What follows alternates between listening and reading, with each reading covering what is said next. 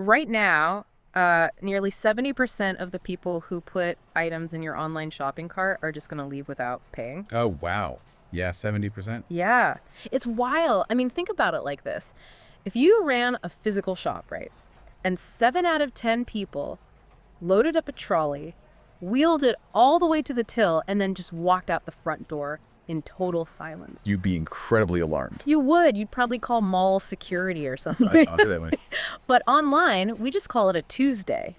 You know, you pour your marketing budget into building this website, you launch it, and then for a lot of business owners, especially if you're running a South African SME on a really tight budget, that website just becomes, well, a black hole. Yeah, totally. It's like you see the sales trickle in, but you just don't hear the story behind the ones you lose. Exactly. And it's an incredibly frustrating position to be in. It really is. I mean, you've built this whole digital storefront, but you're effectively operating it blindfolded. And what makes it worse is that we tend to focus all our energy on the tiny fraction of customers who actually make a sound, you know? Like the glowing Google reviews or the Yeah. really angry complaining emails. Right, exactly. But business growth doesn't actually live in those extremes. It lives in the silent majority. And that is the exact critical journey we are taking you on today in this deep dive. We are shifting from these silent websites to profitable customer conversations. Yes, a really important shift. We're pulling from this incredibly insightful piece of research by someone known as The Specialist. They're from BTW Media, which is a marketing consultancy agency operating right out of South Africa. They do some fantastic work. They really do. And their entire mission with this material is to decode something they call digital body language. So we're going to extract practical budget-saving tactics that you can use to figure out exactly why those 70% of people are abandoning their carts and, how to get them to actually stay. What's fascinating here is the core premise from BTW Media. It's a complete reframe. Oh, how so? Well, the problem isn't actually that your online customers are silent. The problem is that we just haven't learned how to listen to them yet. Right. That makes a lot of sense. Yeah. I mean, behavior analysis isn't about waiting for an angry phone call.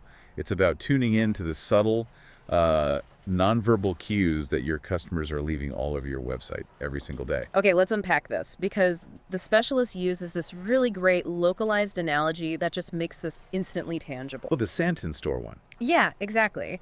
So imagine you own a high-end physical retail store in Santon, Yeah. right? The shop is busy, you're standing behind the till, and you watch a customer walk in. Okay, I'm picturing it. They go straight to a specific display, they pick up like a leather bag, they check the stitching, they turn over the price tag, and then you see their shoulders just visibly drop. Yeah, the price shock. Right. And then they slowly put it back on the shelf and walk out. Now, you don't need them to fill out a feedback form to know exactly what just happened. No, not at all. You instantly read that nonverbal cue. They like the product, but the price caused friction. Right. And what the source argues is that website user behavior is the exact same thing. It is an unconscious, completely unbiased story told entirely through their actions and their inactions. And that's what they mean by digital body language. Exactly. If a user obsessively clicks back and forth between two product pages, they're comparing them. If they highlight text, they're, scrutinizing details. Which is so crucial right now. I mean, if we look at the broader picture, particularly in the current South African economic climate where inflation is just squeezing everyone's margins, every single rand of your marketing budget has to perform. It really does. You absolutely cannot afford the luxury of guessing anymore. No. Tracking this digital body language is a direct line to protecting your profit. It actively stops you from paying for ads that send traffic to pages where people just bounce right off. But wait, let me play devil's advocate for a second. A website is fundamentally different from a physical store. I mean, I can't physically see a customer's shoulders drop online. That's true. So how do I actually know if they're confused by the layout or if they just got distracted by like a WhatsApp message from a friend and closed the tab? Well, you look at the aggregate data to spot the patterns. One person closing a tab is an anomaly, sure. Right. But 100 people closing a tab on the exact same shipping page, that is a diagnostic symptom. Oh, I see. You were looking for friction. Every time a customer interacts with your digital storefront, they're basically having a conversation with you. And BTW Media breaks these interactions down into 3 vital conversations you need to be actively listening for. Okay, let's dive into those. The first conversation is obviously the one we all want to hear, which is, I'm interested in this. Yes, the engagement phase. But we aren't just talking about basic page views here, are we? No. Page views are just foot traffic. Engagement is about lingering. When we talk about the digital body language of interest, we're looking for depth. Depth, mean Yeah. what exactly? It's a visitor who presses play on your explainer video and actually watches 80% of it. It's a person clicking through your image gallery, zooming in on the product photos, or taking the time to download a really detailed specifications PDF.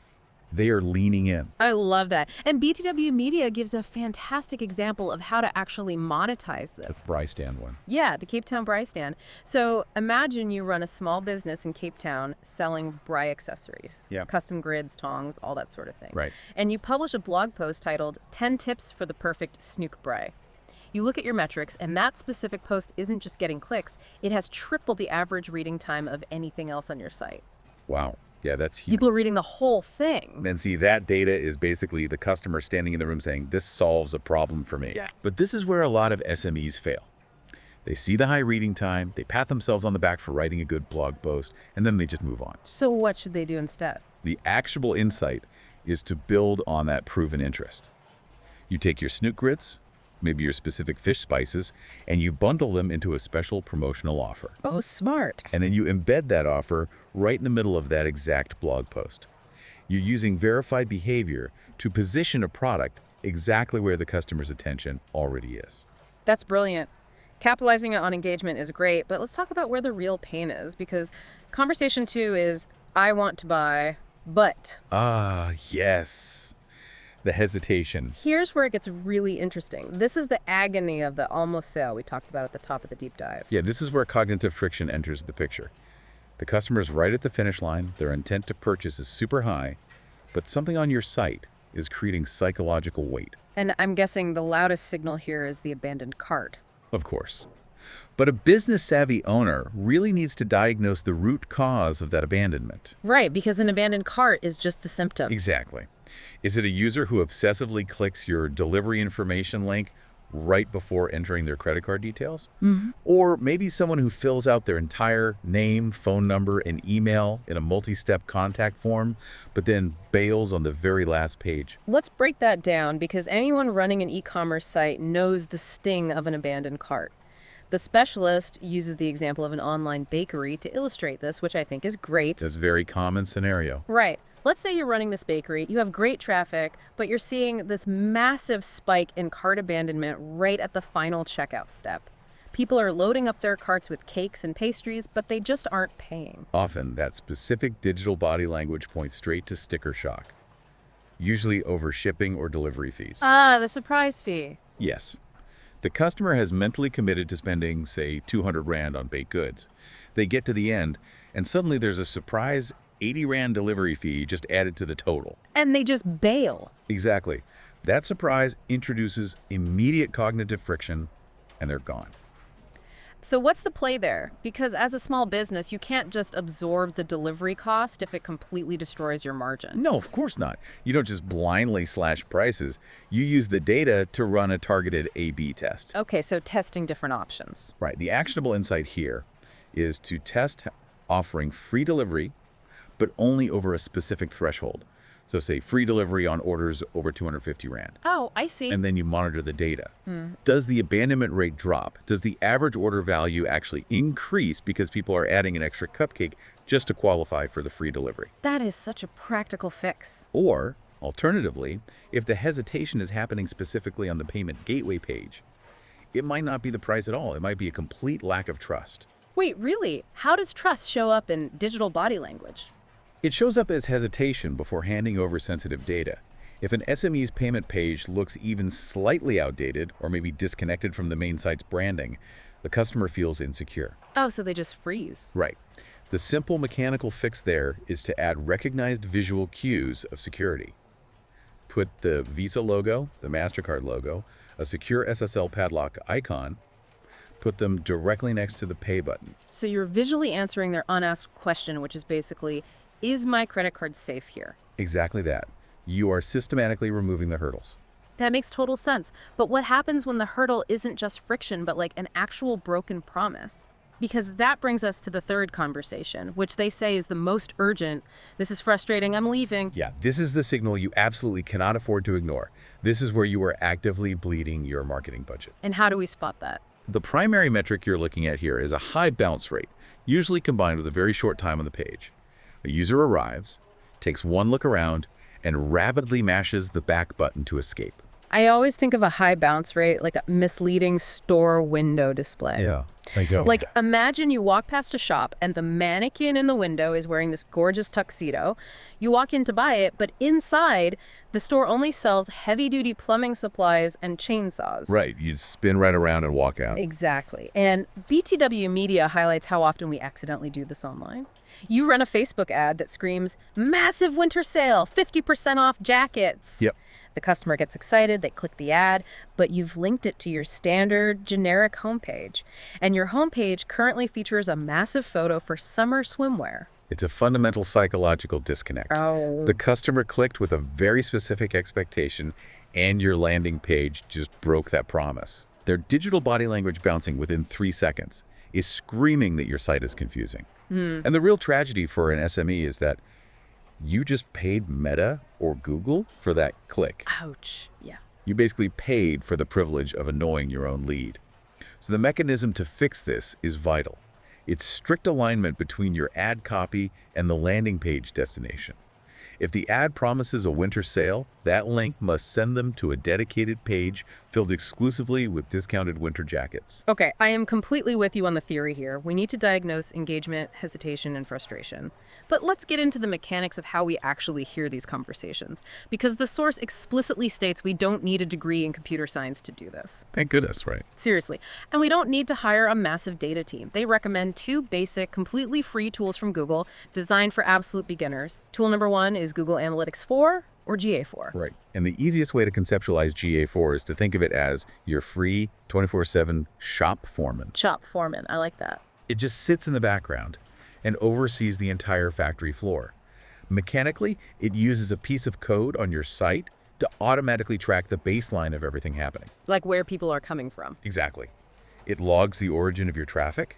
Did they arrive via a Google search or maybe a direct link from your email newsletter? It logs page popularity, session duration, and just the broad strokes of where your sales funnel might be breaking down. Wait, if GA4 is the foreman watching the whole factory floor and logging everything, why do I need another tool? Because the source brings up Google Tag Manager, or GTM, as the second tool. Right. Doesn't GA4 already see the buttons people click and the pages they visit? It's a crucial distinction, actually. Yeah. GA4 sees that people are walking around the factory floor, sure, but it doesn't automatically hear every specific granular interaction without you needing to do a lot of complex custom coding. And that is exactly where Google Tag Manager comes in. GTM is not an analytics tool itself. It's a delivery system. The source calls it a microphone. A microphone. Okay. Mechanically, what GTM does is inject a single empty container into your website's code just one time. Okay, an empty container. Yeah. How does an empty container help a business owner who literally doesn't know how to code? Because once that container is in place, you never have to touch your website's code again. Oh, wow. Yeah. You log into GTM's visual, very user-friendly dashboard, and you use simple drop-down menus to create tags or triggers. Okay. You essentially tell GTM, hey, every time someone clicks the specific button labeled download price list, record that event, GTM captures that highly specific action and feeds it directly to your GA4 shop foreman. That's amazing. It allows an SME owner to track incredibly specific micro conversions, like clicking a WhatsApp chat link or playing a video. Yeah. And you do all of this without having to call a web developer every week to rewrite your site's code. That is incredibly empowering. It shifts the data from this vague 1,000 people visited my site to 200 people explicitly clicked the WhatsApp button on a Tuesday, but only 50 actually sent a message. Exactly. And BTW Media distills the application of these tools into a really simple 3-step cycle. Okay, what's step 1? Step 1 is install and collect. You set up your GA4 shop foreman, you place a few GTM microphones on your most important buttons, and then you just step back. You don't try to fix things right away. No, you do not obsess over the numbers immediately. You let it run for a few weeks to gather baseline data. You have to know what normal looks like before you can actually spot anomalies. Makes sense. And step 2 is ask and analyze. And the critical point here from the source is that you shouldn't just open GA4 and stare at a wall of numbers. Oh, definitely not. That is a recipe for instant paralysis. Right. You have to go in with a specific business question. Precisely. You don't ask the data what's happening. You ask it, why did our Facebook ad campaign for the new product line generate 50 clicks, but literally 0 sales? That gives you focus. Yes. That question gives you a diagnostic lens. It tells you exactly where to look. You go look at the bounce rate for that specific landing page. You look at the time spent on the page. And that leads naturally into step 3, which is hypothesize and act. This is basically the scientific method, but for your website. Right. The data tells you, though, what people are bouncing off the landing page. You have to provide the why. So you form a hypothesis, like the landing page takes 5 seconds to load on mobile and people are just losing patience. And then you act. You compress the images to speed up the page, and you watch the data to see if the bounce rate actually drops. I love how actionable this is. To really crystallize how this scientific method works in practice, BTW Media provides this brilliant real-world case study. Oh, the one about Tabo. Yes.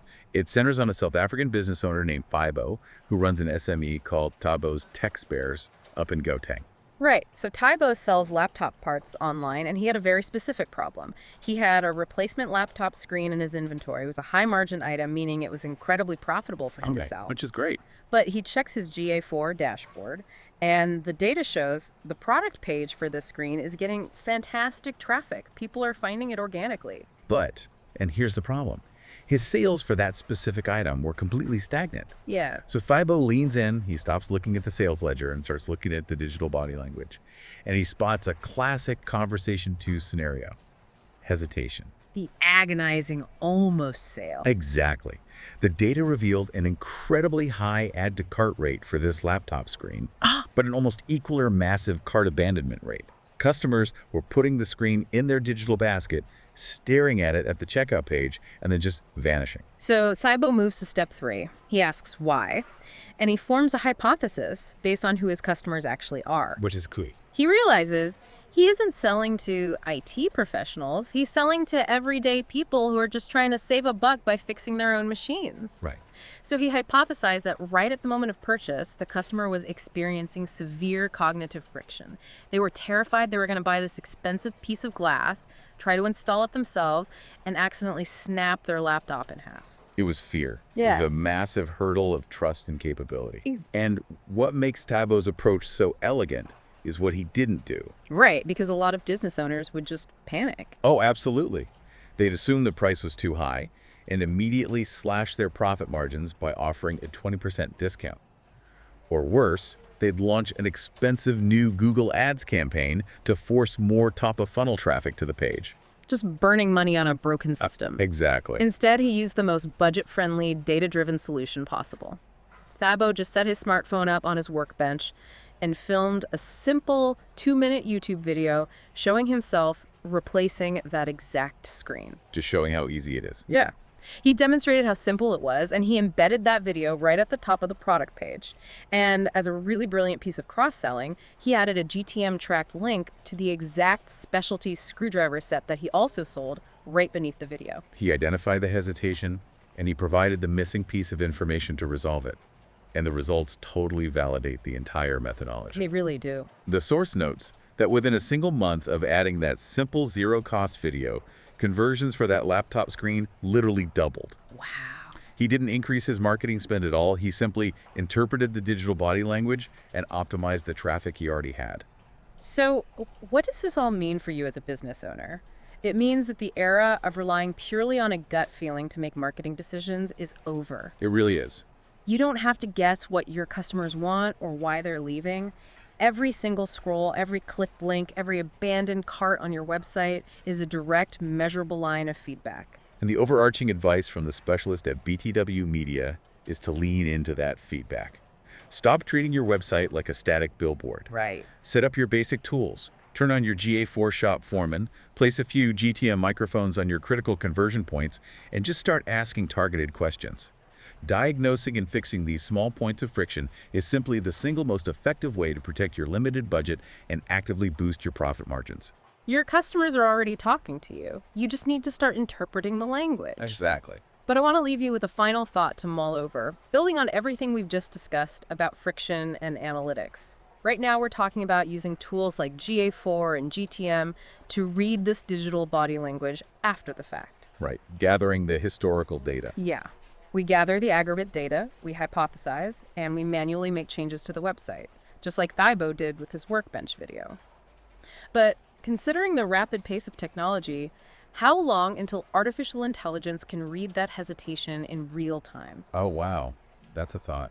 Imagine a website that senses a customer's mouse hovering anxiously over the delivery fee for 5 seconds, and before they can even move their cursor toward the back button to abandon the cart, the AI dynamically generates a one-time free shipping code right there on their screen. That would change everything. Or it instantly loads a reassuring instructional video the moment they linger just a little too long on a technical specification.